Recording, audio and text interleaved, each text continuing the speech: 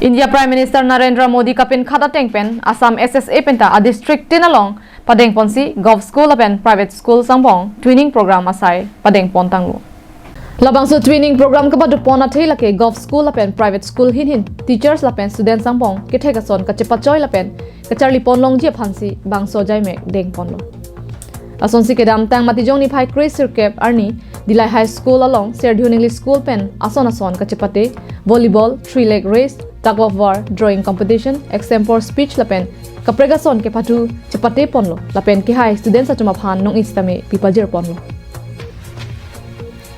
Dillai High School headmistress Jayanti Tiron Pipen kaningje ponke labangso twinning program administration atum kapin khat pon atengsi claim ponlo.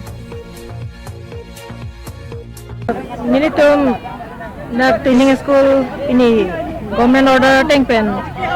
serdihun English High School lapen Dillai High School senai pachirap asi pini militum training school osomar domhan khela dhula lapen extempore school everything hada dite aso pachitonun si militum ta Dillai High School pen indoor sport apini pen chenglo pini pen chengsi 22 pachipo 23 nike participants dengo busi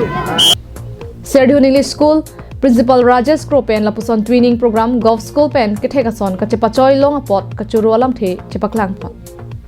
Nilitum dak Serdihun English School hoi pen la twinning school kedeng long pen apot nili akiru wiparpik lo jasemet